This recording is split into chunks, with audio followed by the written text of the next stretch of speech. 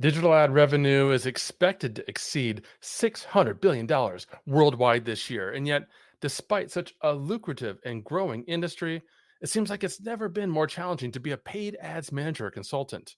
We talked in a previous episode about iOS changes, cookies going away, and all the other challenges and changes facing digital advertising. As a result, advertisers are not only turning to new strategies, they're employing new tools and leveraging AI any way they can to find the seam. Where should you turn your attention and what advanced advertising strategies can we reliably turn to? That's what we're covering in today's episode of The Martech Show. The past is gone. Now is the future. This is The Martech Show, exploring today's marketing technology solutions. Social media, artificial intelligence, augmented reality. Now is the future. Content, SEO, email, analytics, listening, advertising, and more. I'm your host, Mike Alton, and I'm joined by agency owner and technology futurist Robin Diamond. Each episode explores the latest developments in marketing technology and shares new solutions and innovative approaches that you need to know about to grow your business today. And now, the rest of today's episodes. Welcome back to the Martech Show, where Robin and I get to dish on what's shiny and new in the Martech space and then do a deep dive into a specific platform or solution that can help you in your business today. Now, Robin wasn't able to make it today, but I do have some really interesting news. Google's annual developer conference, I/O, took place this week, and among the announcements was a huge development that'll impact every business and marketer. Google is making big changes to how search fundamentally works. Most of the updates announced, like the ability to ask really complex questions and using search to plan meals and vacations, won't be available unless you opt in to Search Labs, the company's platform that lets people try out experimental features. But a big new feature that Google is calling AI overviews, in which the company has been testing for a year now, is finally rolling out to millions of people in the US. Google Search will now present AI generated answers on top of the results by default. And the company says that it will bring the feature to more than 1 billion users around the world by the end of the year. Since the end of Google search traffic as we know it, drop a comment and let us know what you think. Now, another bedrock of marketing for years has been the ability to identify audiences who visited our website or took some action on your app and target them with high intent advertising. But as I mentioned at the outset of the show, and as we talked about in an earlier episode with Customers.ai founder Larry Kim, cookies and other identifying facets of advertising are gone or going away. How do we identify and reach niche audiences today? That's exactly what Maryna Burushkina is going to talk to us about. Maryna is the founder and CEO at Growth Channel AI, as well as a digital marketing consultant and trainer. She's helped hundreds of multinational companies such as Allianz and Philips reshape their marketing to drive accelerated growth over the last decade. And she is building an AI technology to solve marketing inefficiencies, and using the power of data and micro-segmentation. Hello, Maryna. Welcome to the show. Hi, Mike. Glad to be here. So glad to have you. Let's set the stage a little bit, right? How would you summarize the challenges that are facing digital advertisers today and in the coming months? Yeah, that's a big question. A lot of people are talking about it from all the different angles, but I think there are like few things that I can summarize it on. The first one is, of course, cookies going away, like you mentioned, is like a big deal for a lot of companies that have been relying on third-party data segments to really identify and target those audiences. And there are a number of alternative ways to really reach those customers. And hopefully I'll share that in a bit with you all. The second one is definitely viewability and measurement. So we want to identify, okay, did the people we were targeting actually saw our ad that we spend the money on? And two, the measurement is like, okay, so we targeted this thousands, millions of users. Did they eventually were the ones who signed up, or did they go visit our store or purchase something?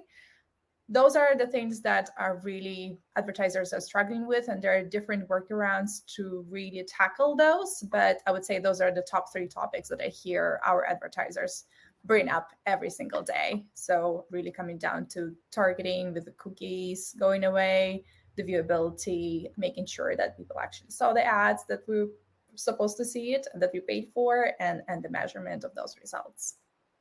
Yeah, we're seeing a lot of the same feedback, a lot of the same concerns and challenges and struggles in our own communities. And shout out to Deb and Stefan Peterson, who are watching in our Facebook group right now.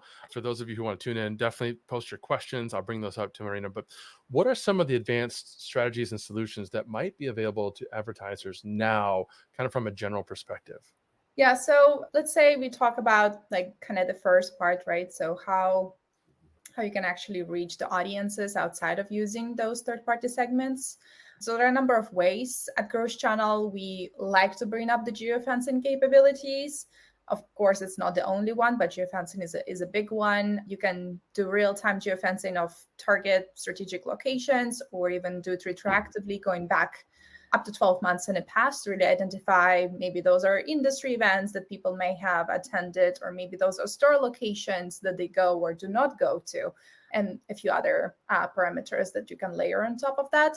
Another big one is contextual. So really identifying what kind of keywords are present on pages that you're reading, or what kind of shows you're watching, what are you really interested in. And sometimes it's like, we talk about Nike shoes and then we see them on our Instagram feed or elsewhere. So contextual targeting does work pretty well. And another pretty big one is also predictive targeting. For example, Distillery is one of the data companies out there that have come up with a great algorithm for identifying and really learning from the first party data set which sites do they visit at what time, which part of the site they're more engaged with, to really identify those next placement of the ads without really knowing anything else about the user's demographics. It's like, what is the next site my target audience will visit at what time, and which part of the site they're more engaged with, to really hit and place your ad right there. So the third one is maybe a little bit more advanced, but definitely one that to look out for. The CTRs and engagement rates have been amazing from some of the case studies, which is 2 to 3 times X the general statistics. So those are the three kind of top of mind that to answer your question, Mike. Yeah, those are fascinating. And I'm seeing more and more AI being leveraged to create some really immersive and dynamic ads that would be living on other people's websites, right? So banners or some other kind of embedded ad, but it knows where you've been and it knows what your preferences are. And it's able to change the ad to correspond with who you are and what it knows about you real time, which is just fascinating. But I want to get into how Growth Channel can help, because we've kind of talked broadly, but let's get to specifically, how can Growth Channel play a role for those of us who want to be successful at advertising today?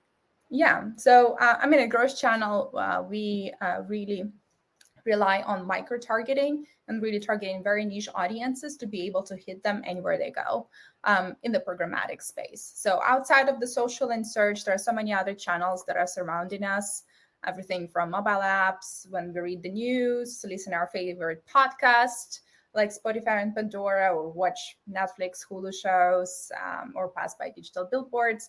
So a lot of the other channels in the digital spectrum out there, and everything from audio ads, video ads, maybe banner ads, more traditional, but even like native advertising on news and articles type of sites, all of those are embedded within Growth Channel. And our micro-targeting solution goes really kind of the next level. So let's say your advertiser is one of the stores. So using geofencing, for example, we can identify people who go to the competitor's store, who live within the area, who are interested in buying that next pair of shoes because they're browsing the web around those latest shoe trends or something like this. You can really identify and target those people on those premium channels outside of the social and search ecosystem. So that's just like kind of one of the things to describe it, how we tackle it. But yes, we really focus on micro-targeting. So you can have multiple campaigns hyper-segmented into those micro-targeted audiences, and really understand those audiences even before you launch those campaigns to make sure those are the exact ones you want to be targeting. It's fascinating. Did I hear you say drive by a digital billboard? Yes. Yes. So digital billboards is one of the channels we have. It's getting more and more popular, digital out-of-home advertising. And you can think about it like billboards. There are digital, like changing screens. You can think about the ones you see at the mall, the digital stands, or the ones at the parking lot. You have the TV screens within fitness centers, and even at bars and restaurants, you have those TV screens as well. So digital out of home is a whole new game, and is definitely like lots of supply side partners that are all embedded within our ecosystem. I think we have about 20 supply side partners that are embedded within digital out of home advertising that are all available through Growth Channel. So yeah, this is definitely up and coming channel. I would say it still comes after connected TV, after CTV advertising, but still on a big rising trend together with audio advertising as well. Wow, that is really interesting. I'm glad I asked you about that and that you mentioned it, because I wouldn't have thought about the panel displays in a mall or in a bar or someplace else that you might walk by. When you say billboard, I'm thinking, the traditional vinyl placements on the side of the highway, that because I'm old enough. I used to buy that kind of thing for companies I used to work for, and it was just all about the traffic volume, right?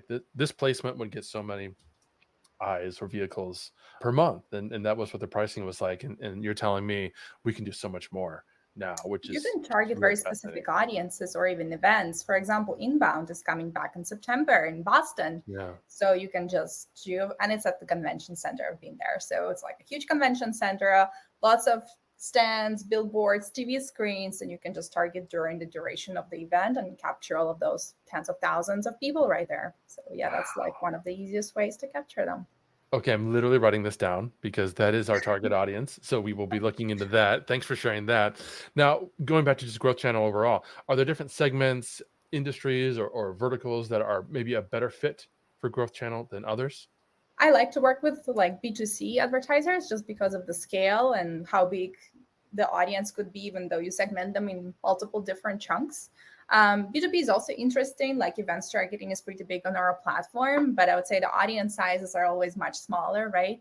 I don't have like my most favorite. I do love seeing the kind of really ROAS results for our e-commerce advertisers. And I really love to see our retailers advertising when we tell them like, oh, these people actually showed up at your store after seeing our ad.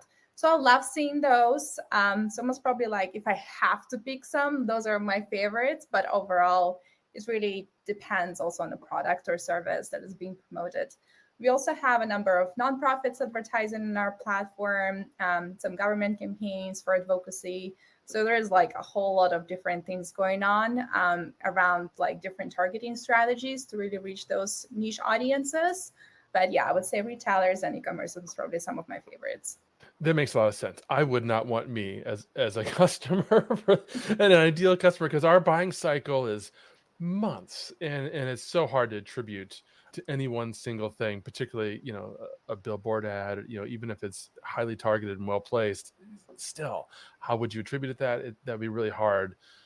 But yeah, a B2C retailer would be so much easier. So folks, if you're just tuning in, we're talking with Maryna about how marketers can compensate for the loss of cookies and iOS data and still reach target audiences. We just have to keep rolling with the punches as platforms, technology, and even something as fundamental today as search changes. So I'm wondering, what happens if I search for a social media management tool today? Let's find out. So I'm hanging out here in Paris. Behind me, the iconic Eiffel Tower, which got me on Google. I did a search, one of the top tower destinations in the world. Number 3, Big Ben. Number 2, the Leaning Tower of Pisa. And number 1, the Eiffel Tower. So you would always think, I need to go to the Eiffel Tower. But the fact is, all 3 of those destinations are amazing experiences. So think of towers the way you would social media. What's the right social media fit for you? When I look at the price point and the top players in the space for what you get, the most enterprise features, there's 3 players. There's Hootsuite, there's Sprout Social, and there's Agorapulse. So why is Agorapulse the right tower for you? Well, it's funny you ask. So I went to G2 because it's all the user reviews. What do we get are 5 reasons that matter to you as a marketer. Number 1, it says that we actually are the easiest one to use of those 3. Number 2, we have the best support, and that support is what really drives the machine when you're really frustrated. Number 3, pricing for teams. All right, you got a team? You want pricing that's affordable, that doesn't keep nickel and diming you? Agorapulse. Number 4, product direction. You are passionate about your social media features and functions, we're number one. And number 5, campaign optimization. Are your campaigns working? Can you make them better? You tell me. G2 says those 5 reasons are what make Agorapulse the right choice over Hootsuite, over Sprout Social. Think of us as the Eiffel Tower of social media. My name is Daryl. I'm with Agorapulse.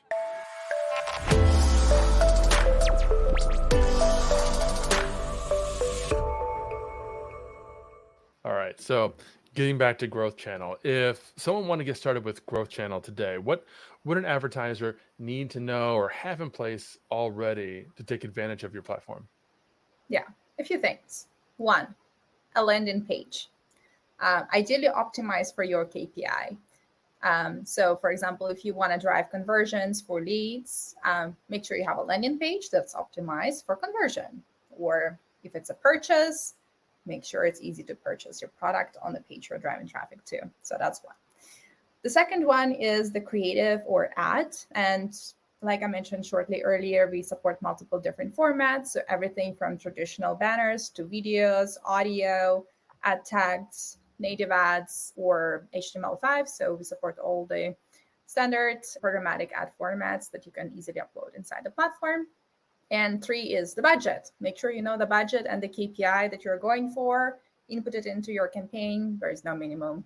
So it's pretty easy to set up any campaign, even on the premium channels. So yeah, those are kind of the 3 things to keep in mind. If you're looking to track purchases or conversions, we highly recommend you place the pixels on that landing page you have there and potentially other pages on the site, depending on what the campaign journey is.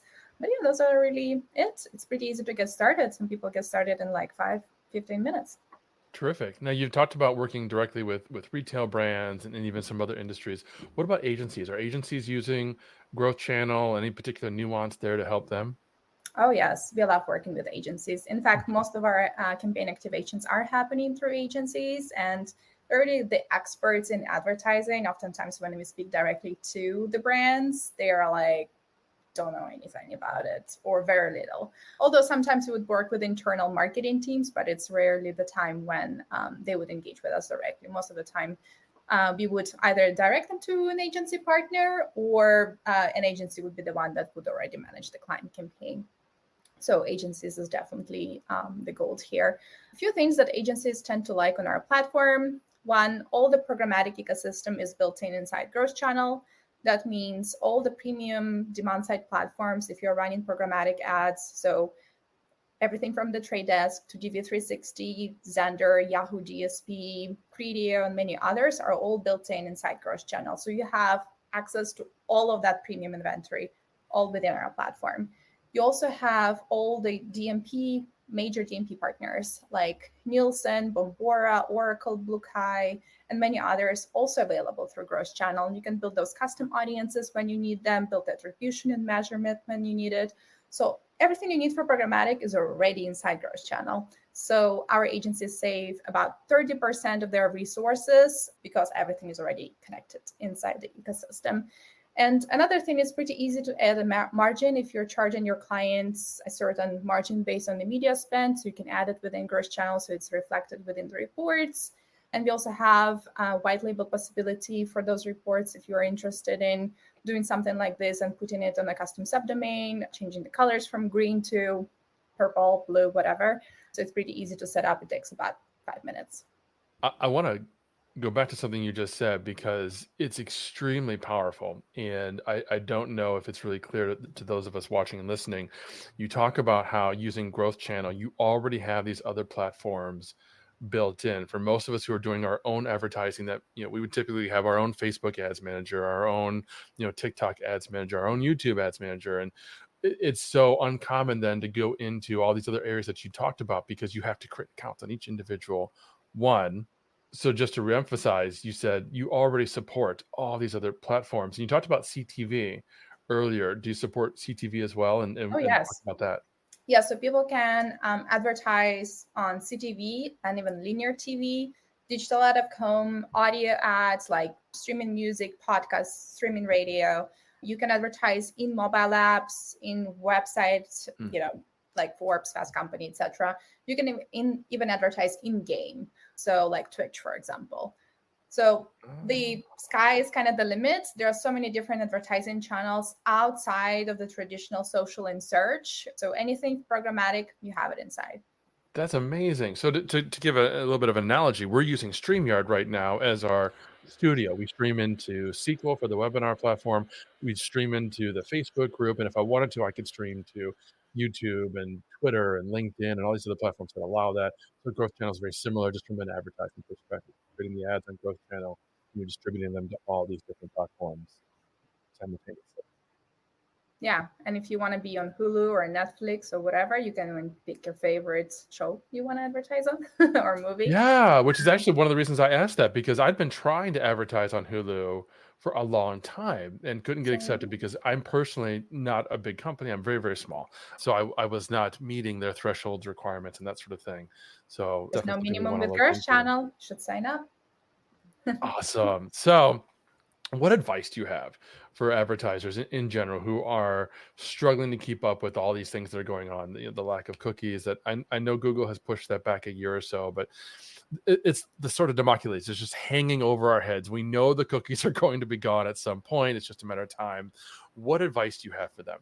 Yeah, definitely don't spend too much time thinking about, oh, my cookies are going away, but spend a little bit more time really emphasizing what is my audience? Like who are they? What do they like? Where do they hang out? What do they listen? What do they read? To really understand their persona. And once you have done that part, it will be pretty easy to identify contextual targeting or targeting them on specific sites and channels, even like looking at targeting them maybe different locations that they visit, or even doing that predictive modeling in place. You can also easily build lookalike audiences if you have a significant first-party data that you can use as a source data to identify those. So there are plenty of opportunities outside of relying on those cookies that you can really target and reach that audience. And outside of that, I would also focus on like, once you're ready to run that campaign, one thing that we always talk to our advertisers, which is pretty simple, but not everyone thinks about it as much, is what is your objective and can you measure it? That's so important. You have to know it before you start running your campaign. Am I optimizing for awareness? So am I going to be just looking at impressions and clicks and engagement? Or am I optimizing for traffic to my site? Okay, let's place that pixel on the website to track and measure it and see how it ends up. Or are we optimizing for conversions? You really need to know what is that KPI. Am I looking for $25 CPA or $100 CPA target? Think about it before you launch any campaign and make your choice of the ad creative, channel, audience, also based on that objective, and the target is so important, but oftentimes overlooked. Terrific advice. We've got a question from our live audience from Damian Hardy, and he asks, pixels are often dependent on third-party cookies. Do we need to move everything to Conversions API with Consent 2.0? I'm not sure if you're familiar with that, and if you're not, that's okay. But then he says, what about smaller advertiser who can't afford that? Do you have advice for Damian? Yes. So with Growth Channel, it's one very small script tag that needs to be placed. We do not run on cookies, so don't worry about that. We work mainly on device IDs and then cross-device ID match. So we have built our own audience graph where we can identify the device matches from CTV to mobile to audio, and then efficiently target that specific target audience and measure the impact down to your website purchases, as an example, or lead signups or whatever is your objective there. Terrific. Thank you, Damian. I hope that answered your question. I just got one more question for you, Maryna. What's on your roadmap? What's coming with Growth Channel? I know your product team's not listening, and that's fine. So you're not going to be giving anything away. That this is just you and me talking. What's coming in the rest of 2024? Yeah, so I would say in the next quarter or so, we plan to expand with e-commerce apps. So we're looking into potentially getting into the Shopify app marketplace or BigCommerce app shop marketplace. So definitely want to make it easier for those e-commerce brands to start advertising with Growth Channel, but also more like next year, we do plan to scale towards social because it's becoming harder and harder to target the right people on social media, like meta ads, for example, and then measure those results down to, let's say, purchases, etc. That is interconnected also with maybe some other channels of yours. That being said, it's more like a longer term, because the structure of, technically speaking, of the setup for social media ads, also because you as advertisers will likely connect your own account versus having programmatic all built in, is slightly different. So it's more like a Q1 thing if you're lucky, but definitely something that we're exploring. Terrific. That sounds really fascinating. We'll have to have you back once you've got your big commerce connected. We've already talked with them on our other retail podcast, because that's an audience that we're talking to a lot. We talked about Feedonomics and using those kinds of tools to keep your products up to date on all of those different platforms, and having a platform like Growth Channel that's having those ads going out programmatically and driving folks to your channels where they can go to your online shop, not even to go to your website, but they can just go to your shop, your Facebook shop, your TikTok shop, and so on, and make that purchase. Is going to be phenomenal. So we'll have you back then. Maryna, you've been fantastic. This has been such an interesting conversation. For folks who want to learn more, who want to get more involved, where can they go to reach out and ask questions? Yeah, definitely check our website. And if you're interested to learn more, you can schedule a demo. And if you want to geek out with me personally, you can connect with me on LinkedIn. It's my full name, Maryna Burushkina. So just connect. Terrific. We'll have all the links in the show notes. And for folks, if you want to continue this conversation, join us in the Social Media Pulse community. We'd love to have you there. And by the way, we had a special podcast-only episode that you have to listen to. It's with Scott Brinker, the Chief MarTech and the Chief Ecosystem Officer of HubSpot.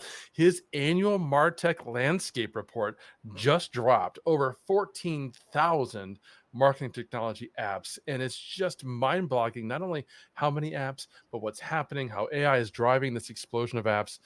This is a conversation you're not going to want to miss, because Scott breaks it all down for us. He talks about composability and so many topics that, frankly, as marketers, we need to understand. So subscribe to that podcast wherever you enjoy great podcasts. Meanwhile, we'll see you next time.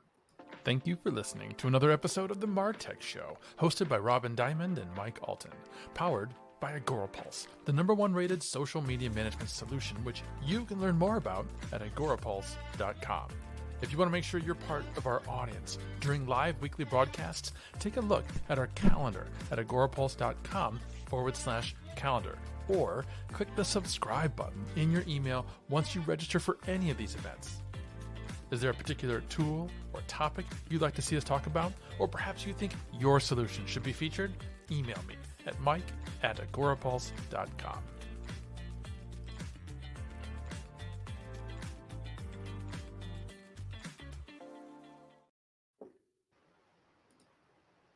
You may know you're listening to this show along the Marketing Podcast Network, but did you know there are other great shows on MPN to help your business? Robbie Samuels hosts the On the Schmooze podcast. Robbie, tell listeners what to expect from the show. Since 2015, I've interviewed entrepreneurs who overcame challenges to achieve success in their field or industry. Tune in to On the Schmooze to listen as I ask deep questions to elicit untold stories about leadership and networking. And where can people subscribe? Find the show at ontheschmooze.com or on marketingpodcast.net, or just search for it wherever you get your podcasts. You heard them. Go subscribe. This podcast is heard along the Marketing Podcast Network. For more great marketing podcasts, visit marketingpodcasts.net.